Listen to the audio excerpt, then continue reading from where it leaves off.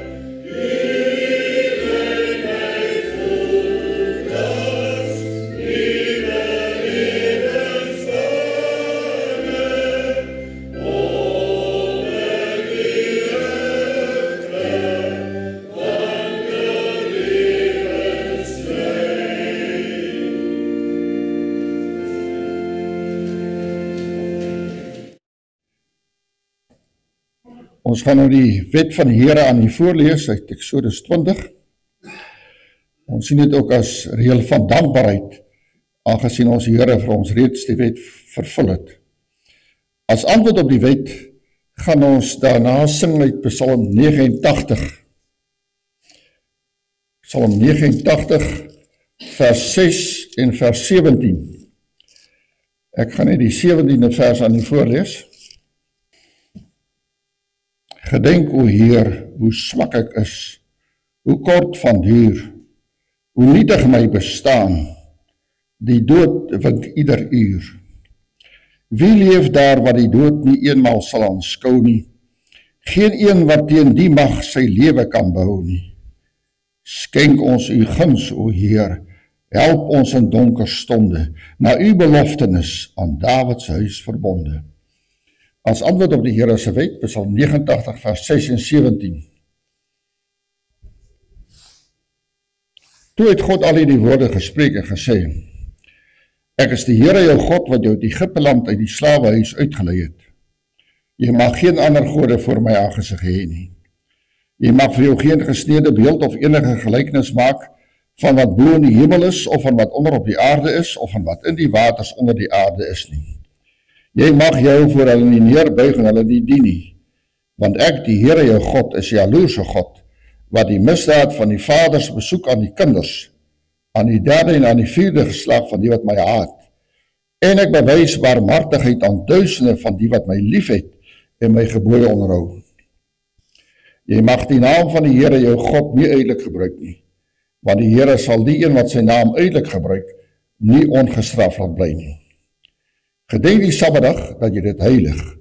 6 dae moet jy arbei en al jou werk doen, maar die 7de dag is die Sabbat van die Here jou God. Dan mag jy geen werk doen nie. Jy of jou seun of jou dogter of jou diensknegt of jou diensmaagd of jou vrye of jou vreemdeling wat in jou poorte is nie. Want in 6 dae het die Here die hemel en die aarde gemaak, die see en alles wat daarin is, en op die 7de dag het hy gerus. Daarom het die Here die Sabbatdag geseën en dit geheilig. Eer jou vader en jou moeder, dat jou dae verleng mag word in die land wat die Here jou God aan jou gee. Jy mag nie doodslaan nie. Jy mag nie egbreek nie. Jy mag nie steel nie. Jy mag geen valse getuienis te jou naaste spreek nie. Jy mag nie jou naaste se huis begeer nie. Jy mag nie jou naaste se vrou begeer nie. Of sy diensknegt of sy diensmaagd, of sy os of sy esel, of iets wat van jou naaste is nie.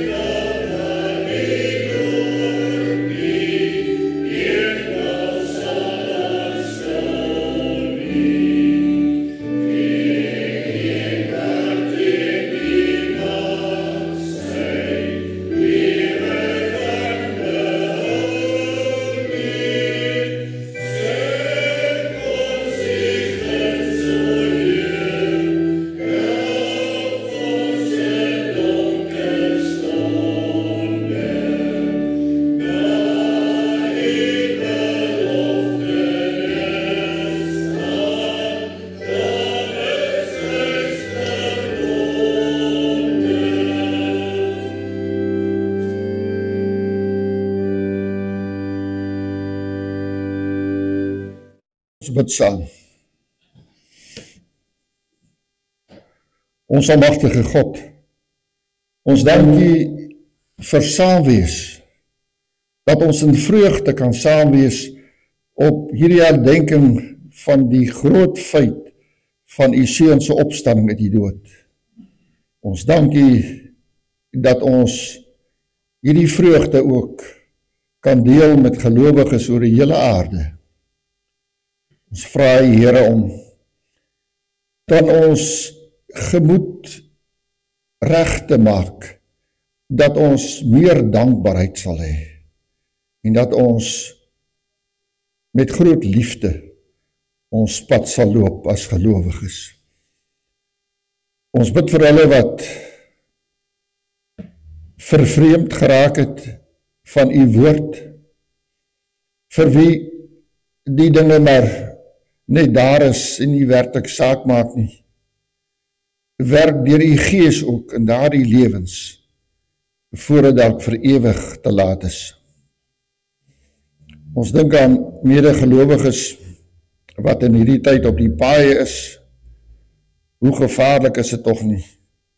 Bring hulle veilig by hulle bestemming uit, troue God. Ons vra dat U sal wees met hierdie gemeente in die besonder, met die ouderlinge, die diakens, die woordbedienaar, seën hulle ryklik, en gee dat ook onder die leiding van ons woordbedienaar, die gemeente van krag tot krag sal gaan, want 'n getroue woordbedienaar is groot ondersteuning en liefde en trou verskuldig van sy mense.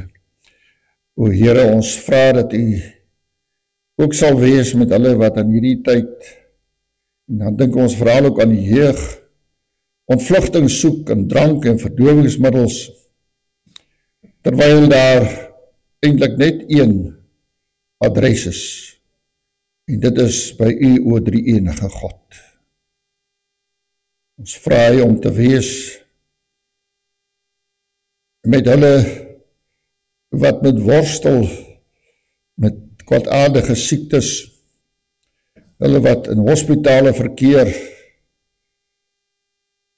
hulle wat nog steeds onder mediese behandeling al vir jare is, en waar het nie lyk asof dit eintlik help nie.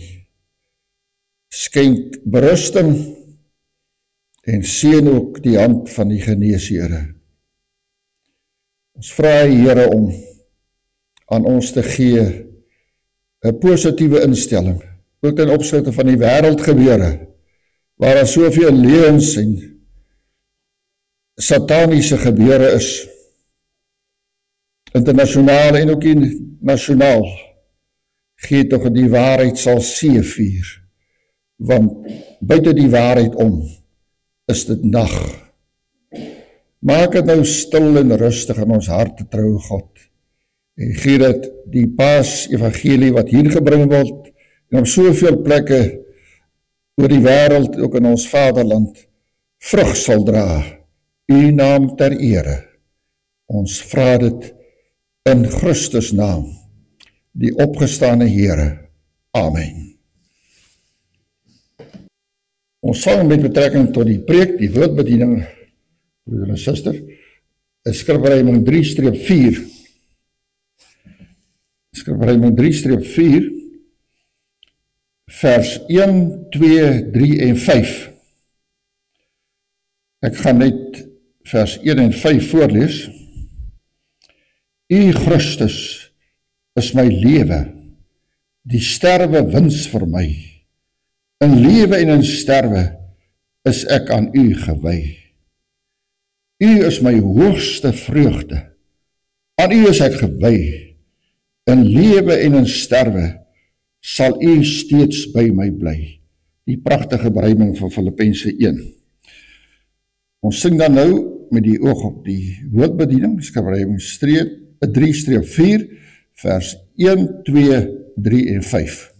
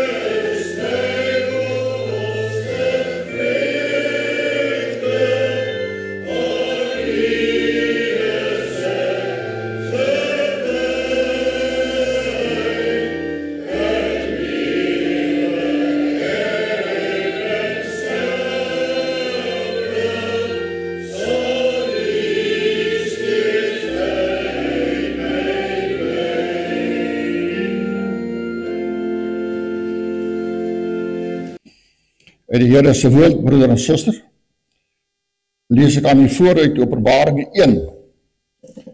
Die openbaring van Jesus Christus aan Johannes, Openbaring 1, vers 9 tot 18.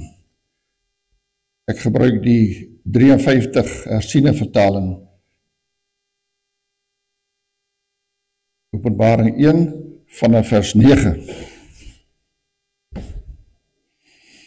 Ek, Johannes, julle broeder en deelgenoot in die verdrukking en in die koninkryk en lydsaamheid van Jesus Christus, was op die eiland wat Patmos genoem word, ter wille van die woord van God en om die getuienis van Jesus Christus.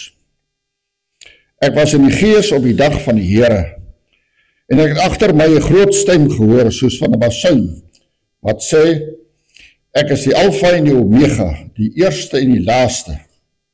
En skryf wat jy sien in 'n boek en stuur dit na die 7 gemeentes wat in Asië is, na Efese en Smyrna en Pergamus en Thyatira en Sardes en Philadelphia en Laodicea. Toe draai ek my om te sien wat 'n stem met my gespreek het. En toe ek my omgedraai het, sien ek 7 goue kandelaars. En tussen die 7 kandelaars, een soos die seun van die mens met 'n kleed aan wat tot op die voete hang en gegord om die bors met 'n goue gordel. Sy hoof en hare was wit soos wit wol, soos sneeu, en sy oë soos 'n vuurvlam. En sy voete soos blink koper wat gloei soos in 'n oond. En sy stem soos die stem van baie waters. En in sy regterhand het hy 7 sterre gehou, en 'n skerp tweesnydende swaard het uit sy mond uitgegaan.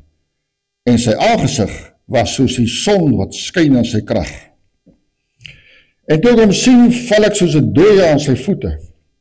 En hy het sy regterhand op my gelê en vir my gesê, moenie vrees nie, ek is die eerste en die laaste en die lewende. En ek was dood en kyk, ek leef tot in alle ewigheid. Amen. En ek het die sleutels van die doodryk en van die dood. Tot sover. Broeder en suster, ons wil die aandag veral bepaal by verse 17 en dan veral vers 18. Openbaring 1 vers 17 en 18. Ons fokusverse. Toe ek hom sien, val ek soos 'n dooie aan sy voete. En hy sy regterhand op my gelê en vir my gesê, moenie vrees nie, ek is die eerste en die laaste en die lewende. En ek was dood en kyk, ek leef tot in alle ewigheid. Amen. En ek het die sleutels van die doodryk en van die dood.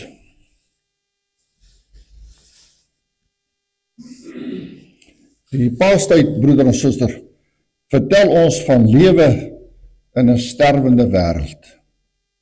Want alhoewel daar tog nog lewe in hierdie wêreld is daar altyd ook duidelik raak te sien en aan te voel die donker skaduwee van naderende dood. Jy sal sekerlik sterwe, was die vloek wat oor Adam uitgespreek is deur God in die paradys, omdat hy aan sy God ongehoorsaam was. En die vonnis bly in ons mense se bestaan steeds 'n hartseer werklikheid. Jy sal sekerlik sterwe. Die geslagsregister wat ons in Genesis 5 aantref, geliefdes, laat 'n mens as die ware loop in die Bybel se eerste kerkhof. Ons lees van 'n man wat dit en dat gedoen het en soveel kinders gehad het, en telkens word dan aan die einde gesê, en hy het gesterwe. En hy het gesterwe, meedoenloos. Elkeen moet sterf. Hierdie hartseer feit word telkens en telkens maar weer in die Bybel herhaal. Abraham, Isak, Jakob, so ook al die ander aardsvaders. Hulle almal moes swig voor die mag van die dood. So kan mens maar aanhou, broeder en suster. Die glorieryke konings van Israel, Dawid, Hiskia, Hosea, maar op altyd noem, die toegewyde profete, Jesaja, Jeremia, Daniel. Ja, hulle almal het daardie oomblik bereik, dat hulle alles hier op aarde moes agterlaat. dat hulle uiteindelik die laaste asem sou uitblaas. Wat destyds in die verre oudheid gebeur het, geliefdes, dit weet ons vind nog daagliks plaas. Ons het uit Psalm 89 vanoggend gesing. Wie leef daar wat die dood nie eenmaal sal aanskou nie? Vers 17. En die antwoord ken ons. Daar leef niemand nie. Almal gaan die dood aanskou. Meedoenloos. Maar nou die wonderlike, die paasjuiging van die Christelike kerk. Daar is wel hoop. Op hierdie aarde was daar naamlik 'n mens gewees, mens met hoofletter.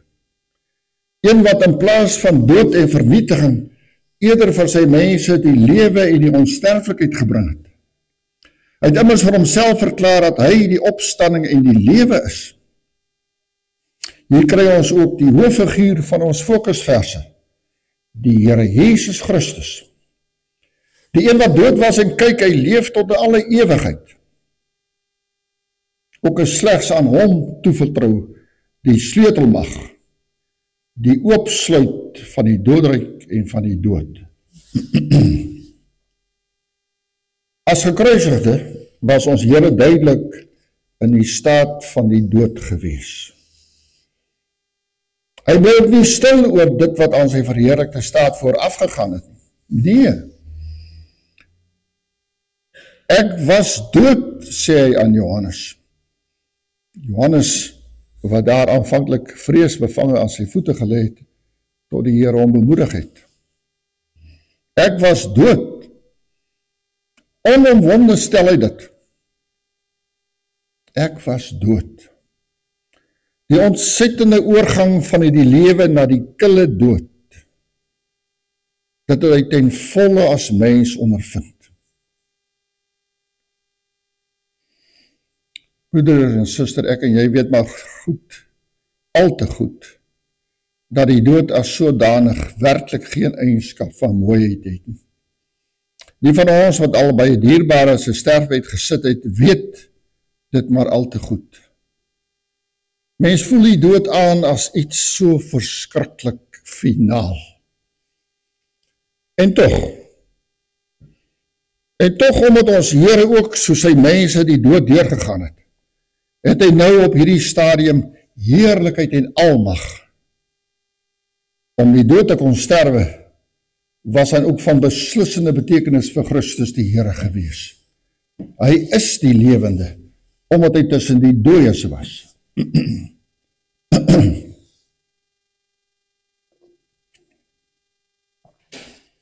Die 12 artikels waarmee ons vanmôre ons geloof bely het, stel het duidelik wat opgestaan het uit die dood. Eintlik is die ou vertaling van die apostoliese geloofsbelijdenis dalk bietjie meer korrek. Wat opgestaan het uit die dode, uit die lyke met ander woorde, uit die dooie mense het hy opgestaan. Nie net die dood as staat nie, maar ook uit die lyke, uit die dooie mense. Ek was dood, sê ons opgestane Here. So anders as dit ons as mense sou doen. Geliefdes, julle weet dat ons liefs maar stil bly oor die dood. Ons vermy dit eerder in ons gesprekke. Dis 'n minder aangename onderwerp, verseker. Tog moet ek en jy, soos Johannes destyds, herinner word aan ons Here se vloekdood, sodat ons as sy mense nog meer dankbaar kan wees vir die verhewe heerlikheid wat hy tans beleef, daar aan sy Vader se regterhand. En dan bevestig Christus sy verklaring met 'n amen. So is dit. So is dit waar en so is dit seker. Ons Here noem homself ook die amen in die brief aan die gemeente van Laodicea, Openbaring 3 vers 14, so sê die amen. Amen, as sodanig, is dus 'n baie sterk religieuse bevestiging van die waarheid. Dis trouwens ook 'n godsnaam. Ek en jy moet toch versigtig wees, broeder en suster, om amen nie te misbruik nie.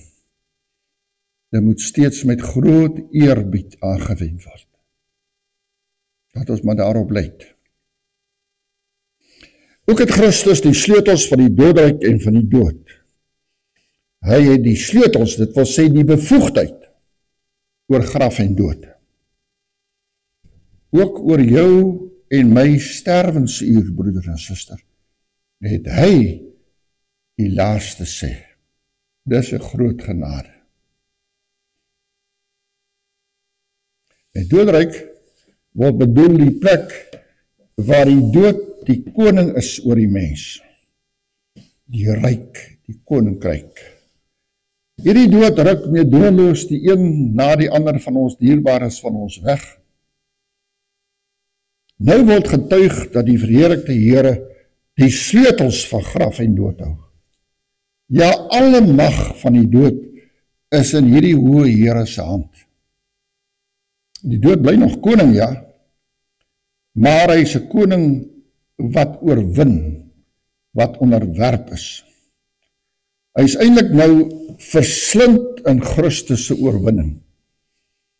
Paulus gebruik die term dat die dood wat verslind is in die oorwinning. In 1 Korintiërs 15 vers 54. En dan word daar verwys na die Ou Testamentiese profesie in Jesaja 25 vers 8.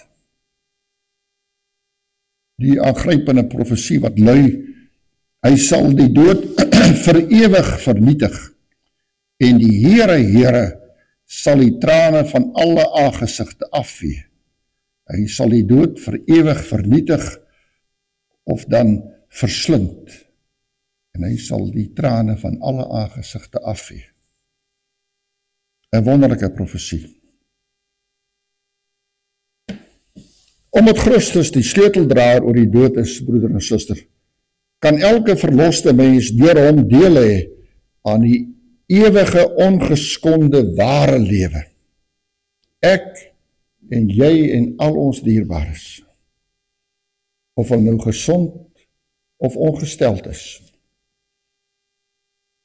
Hier op aarde sal die dood nog wel sy eiendomsreg uitoefen oor jou en my liggaam, behalwe natuurlik as ons die Here se wederkoms nog in ons leeftyd sal ervaar, sal dit nie wonderlik wees nie. Maar van die dag en die uur weet niemand nie. Nie die engele in die hemel of die seun nie, net die Vader.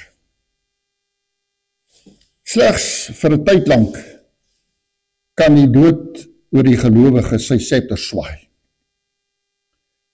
In ons lewende Here is naamlik opgesluit die profesie van die uiteindelike glansryke oorwinning oor elke faset van die dood.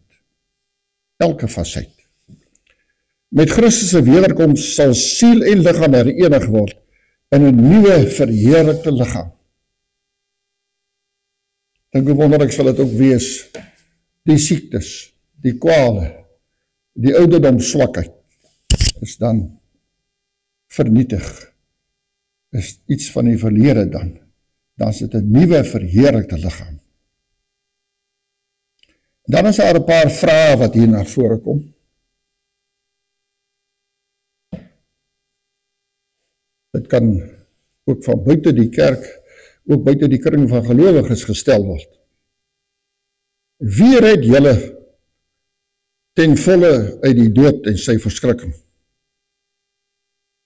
Wie maak vir julle die laaste asem se uitblaas en die oë se toedruk van 'n dierbare? Wie maak dit vir julle draaglik? Daar kan net een antwoord wees. Hy, die lewende Here. Hy alleen. Hy wat lewe tot in alle ewigheid. Hy alleen kan en sal dit doen. Die munt het ongelukkig ook 'n ander kant, geliefdes. 'n baie hartseer kant. Hy of sy wat nie in Christus glo nie, of nie meer in Christus glo nie, ons kry dit ook, is dood en bly vir ewig dood. Ek en jy wat vas in die Here glo, in hom wat die opstanding in die lewe is, ons sal lewe, al het ons ook gesterwe. Wanneer ons dan by die oopgraf van 'n dierbare wat in die Here gesterf het, moet staan, of wanneer ons self deur die doodstal diep en donker moet gaan, bly daar slegs een hoop oor, en dis op die lewende Here. Het hy dan nie self sy mense verseker nie?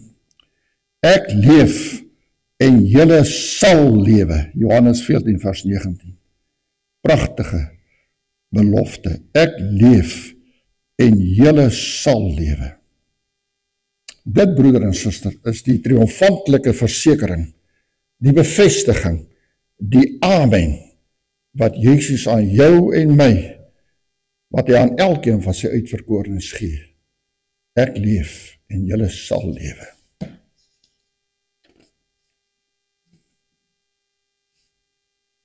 Jy sal sekerlik sterwe. Genesis 2 vers 17. Dit het die Vader as vloek oor Adam en Eva uitgespreek by die sondeval. Ons ken die verhaal.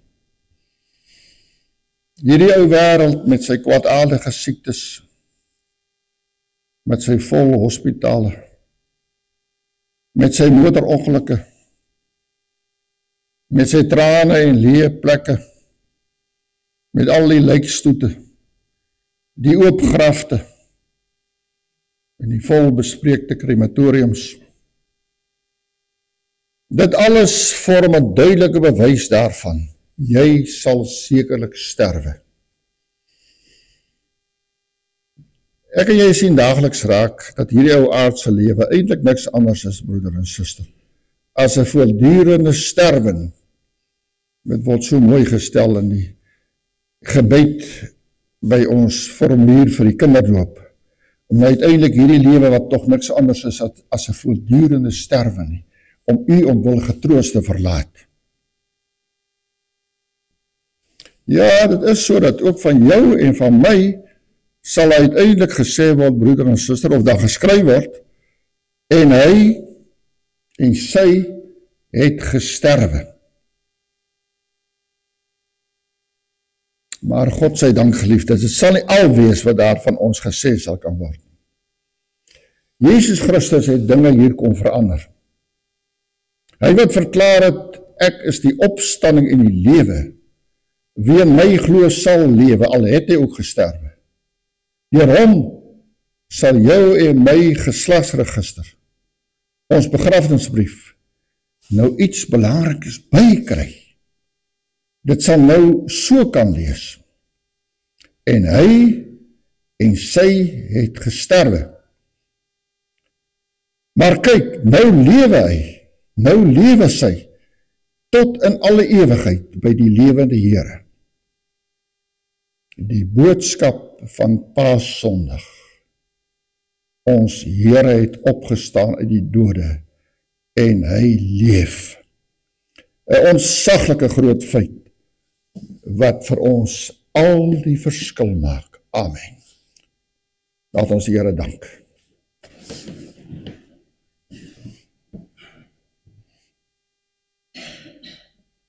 In hierdie lewe, wat toch niks anders is as 'n voortdurende sterwe nie, broeder en suster, gaan ons na ons Here, tot u, o die lewende God, met groot dankbaarheid. En ons dank u dat u seun in die volheid van die tyd hier vir ons laat ly het, laat sterwe het, maar ook laat opstaan het, sodat daar vir ons nou 'n toekoms is. 'n toekoms onuitspreeklik heerlik, waar die dood nie meer sal wees. Maak ons dan dankbare gelowiges, nie net op hierdie Paaszondag nie, maar elke Sondag, ook nie net vandag nie, maar elke dag, mense vir wie daar gesorg is en gesorg word. Ons dank u ootmoedig daarvoor. Wees nou met ons in die res van die dag, die res van die lang naweek. Seën ons ryklik, troue God, en gee dat dankbaarheid en kinderlike vrees vir u die groote God nie sal ontbreek nie, dat ons u sal juig en loof, omdat u groot en goed is sonder eind. Ons vra hierdie dinge as opstandingsmense, in groot dankbaarheid en in die wete, ons is versorg, ons is begenadig, u het vir ons gesorg. Ons dank u daarvoor, in Christus naam, amen.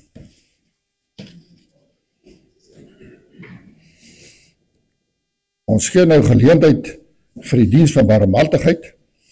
Daarna is ons slotsang, lied 588, vers 2 en 3, ek lees die tweede vers voor.